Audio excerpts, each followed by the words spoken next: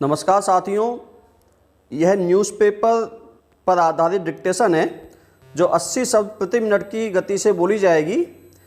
इस डिक्टेशन में question mark, coma का विशेष प्रयोग किया गया है, तो आपको इनका विशेष ध्यान रखना है और इनकी अच्छे से प्रैक्टिस करनी है।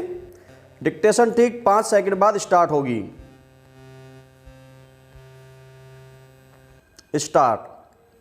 हमने अब तक यही सुना है कि इस समाज में स्त्री और पुरुष जीवन रूपी गाड़ी के 2 पहिए हैं विराम। लेकिन जब हम थर्ड जेंडर यानी तीसरे जेंडर और इसमें शामिल सभी अपनी पसंद से जीवन जीने के तरीके चुनने वाले लोगों की बात करते हैं तो लोग एक अजीब सी निगाह से देखते हैं विराम। क्यों? अब तो इस श्रेणी के लोगों की जीवन शैली को कानूनी रूप से भी सही ठहरा दिया गया है विराम। हाल ही में एक खबर आई है कि दिल्ली से सटे नोएडा में ट्रांसजेंडर के लिए नौकरी की कुछ रिक्तियां निकली हैं विराम। इसके अलावा भी समाज के बहुत सारे क्षेत्रों में इस समुदाय के लोग अहम योगदान दे रहे हैं विराम। कई जगह सरपंच के रूप में भी इन्होंने बेहतरीन सेवाएं दी विराम। जहां भी मौका मिला इन्होंने साबित किया कि किसी भी कसौटी पर ये कम नहीं है विराम। लेकिन क्या हमारा समाज आज भी उनको सहजता से स्वीकार कर पा रहा है? पैरा सच यह है कि कोई भी व्यक्ति इस पहचान को बताने या स्वीकारने से डरता है विराम। वह यही समझता है कि यह समाज उसको ऐसा करने की इजाज़त नहीं देता है विराम। आखिर वह किसी को कुछ बताए भी तो क्या? वह लड़का होकर अंतरंग मित्रता के लिए किसी लड़के को पसंद करता है या लड़की होकर किसी लड़की को पसंद करती है? यह बताना हमारे समाज में कितना चुनौतीपूर्ण है हम सब जानते हैं विराम। अगर बता भी दिया जाए तो घर वाले, दोस्त, मित्र आदि इन बातों को किस तरह से समझेंगे हम सब अंदाजा लगा सकते हैं विराम। कोई किसी ज्योतिष के पास जाने की सलाह देगा, कोई झाड़ फूंक करवाने की बात करे तो कोई यह कहेगा कि पता नहीं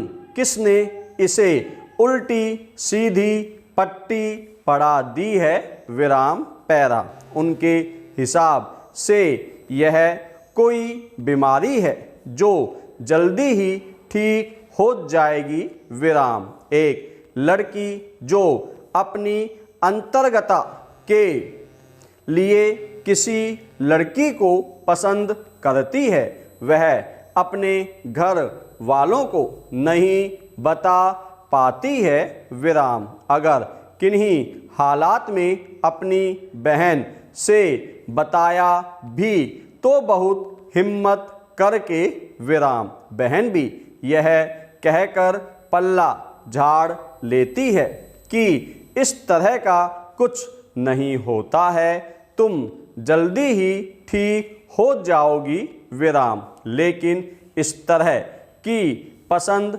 कोई बीमारी नहीं है जो कह दिया जाता है कि ठीक हो जाएगी विराम। हालांकि अब इस तरह के मामलों पर फिल्में भी बन रही है विराम।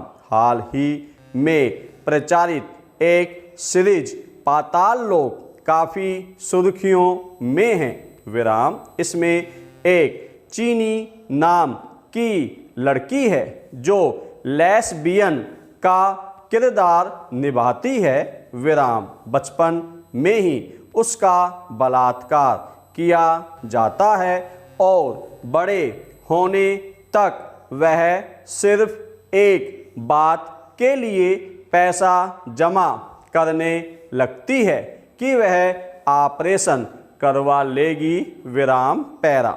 बचपन से जब किताबें पढ़ाई जाती हैं तो यही बताया जाता है कि व्याकरण में लिंग के दो भेद होते हैं, एक पुल्लिंग और दूसरा स्त्रीलिंग विराम। अब अगर बड़े होकर हम देखते हैं कि इस पुल्लिंग और स्त्रीलिंग के अलावा भी कोई है तो हमें वह विचित्र लगता है और हम उसका मजाक बनाते हैं विराम। सच यह है कि वे भी हमारी तरह हैं और उनको भी जीवन जीने का हक है विराम। अगर स्कूल में कोई प्रश्न पूछता है ट्रांसजेंडर के बारे में तो अध्यापक और विद्यार्थी यह सोचने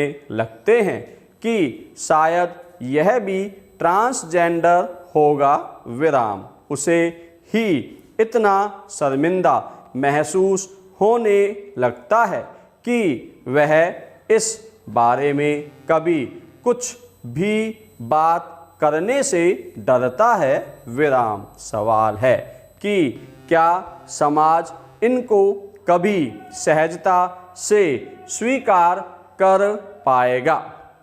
अगर कर भी लिया तो कैसे? आने वाली पीढ़ी और शिक्षक इसको किस तरह से लेंगे? धन्यवाद साथियों।